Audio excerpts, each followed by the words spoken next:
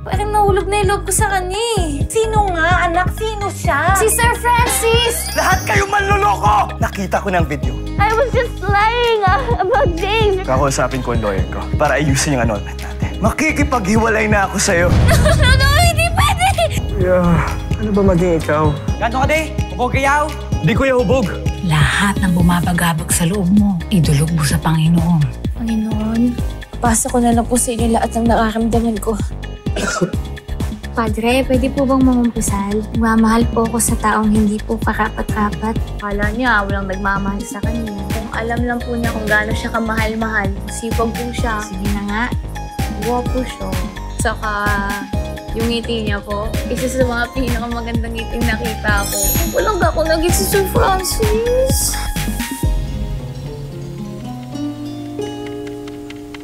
Padre, anong gagawin ko? Tulungan mo ko, please. Padre. Tata? Yes, Father.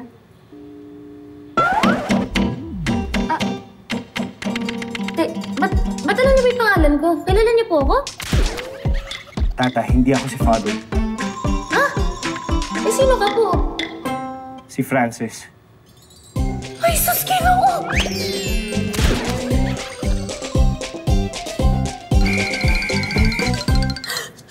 Sir Francis, ikaw nga! Tata, Ano ginagawa mo dyan? lasing kasi ako kaya nakatulog ako dito. Narinig mo lahat ng sinabi ko? Hindi lahat. Pero marami na napakinggan. Ay, Ginoo! Totoo kasi yung ganun. Ay! Hindi ka nag-iisip.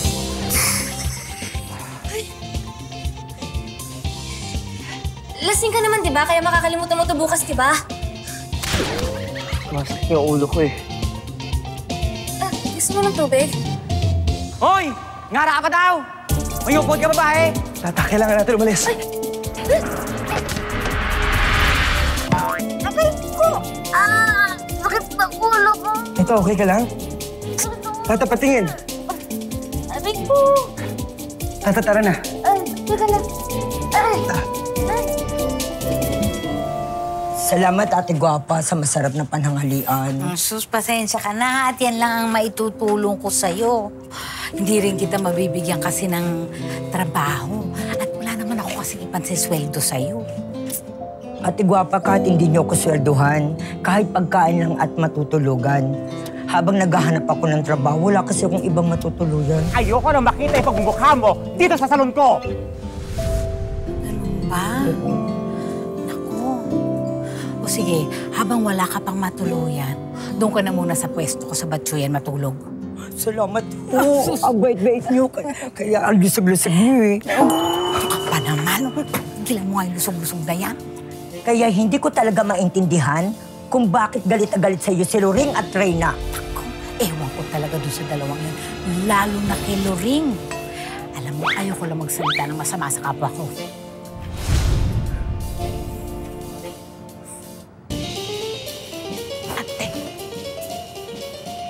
Narinig ko pinag-uusapan ka. Papa, mukhang aampunin na ito ni Guwapa si Hilda at doon na magtatrabaho. Mukhang may bala sa puto niya matlang yan. May talang malas. Okay na rin yan. Para si Guwapa naman namamalasin. Tama. Diba? Uy, yan.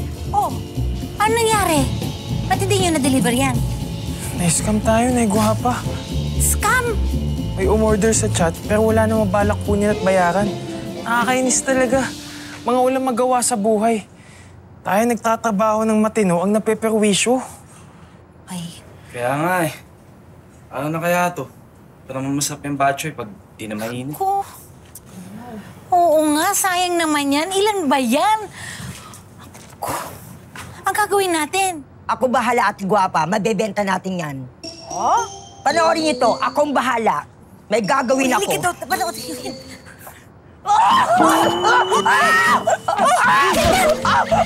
Si Hilda, bilis talaga ng karma. Buhatin nyo! Dali niya, tingnan! Buhatin nyo! Ano? Oh, dali ka na! Uy! Aray! Aray! Aray! Aray! Ang dahil!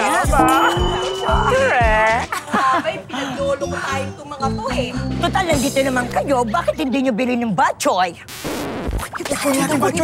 Oo nga naman, habang mainit pa, mas masarap yun, di ba, Hilda? Yes! Halika, nadalian nyo. Ito po yung batchoy! Nakakairita. Nagamit na naman niya yung Best Actress Award niya. Ilan? Baklang to, ha? Ngayon lang yan, ante. Ay, nako. Sige. Ngayon lang yan. Baklang to. Nagkataon na. Yan swear. Napakasarap yun. Babalik-balik. Ito pa po, ito pa po. Loma talaga. Ito pa, o ayan ba? Galing naman itong si Hilda. Say, gwapa! Sino ba yung ingay-ingay ang aga-aga? Si Hilda kasi. Pero hayaan mo na, nakabenta naman tayo ng batchoy dahil sa kanya. Totoo ba? Oo, ay. Ang dami, Ben. Thank you, Hilda. Pakagaling mo. Salamat po sa gift. Ilan na lang ang natira? Tignan nyo nga. Ayun na lang natira. Konti na lang. Tatlo pa dito. Sa akin din, tatlo. Ayan. Ang galing. Ang galit. Ayan na yung crush ko. Ate, picture ako ngayon. Maganda ba ako? Ate. Oo na. Sino? Si Jampol? Paraan-paraan lang yan. Hindi, ayoko yun. Pangit nun. Si Tikboy. Lalo hindi na ayoko yun, no? Pangit-pangit kaya niyan. Natira. Ano ba? Sino ba yung crush mo? Ayan o, si The Boy. Gusto ka naman, auntie naman. Magandang umaga sa'yo. Kamahal-mahal ng Reyna. Nakakatawa naman yung kamari ang mahal ng Reyna. Parang gumaganda yung tatay. Ito naman, ano ka ba? Malit na bagay. Hindi, I'm serious. Seryoso ka? You're so beautiful.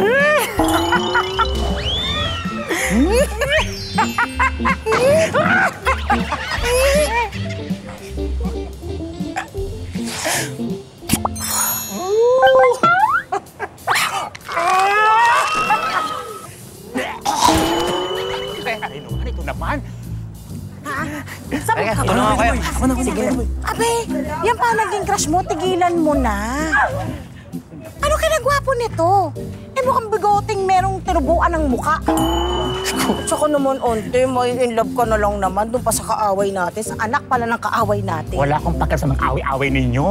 Lalo kuya siyang gumapo na sa Kasi aray! away Ito na naman, to. wala kasi pa support. Ang pogi kaya niya, oh. Tapos yung bigote niya, pag magin niya. Ay, naku Hindi naman. siya pogi. At hindi ka. Wala kasi pa support, auntie, ha?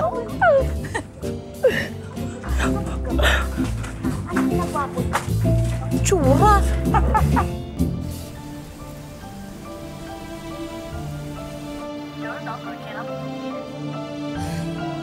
Oh my gosh, Mom! Hindi ba rin talaga sinasagot ni Francis yung mga text at tawag ko? Tapos sabi nila sa house, simula daw kagabi, hindi pa daw siya umuwi. Even his friends don't know where he is. Ba't kasi kailangan niya pa makita yung video yun? Nakausap ko si Sharon. Sabi ni Sharon, nasa New York pa rin daw si Sir Gog at saka si Margaret. So, I don't think nasabi na ni Francis sa kanila ang tungkol sa inyo. You can still talk to Francis. Yun nga lang, we have to find him first.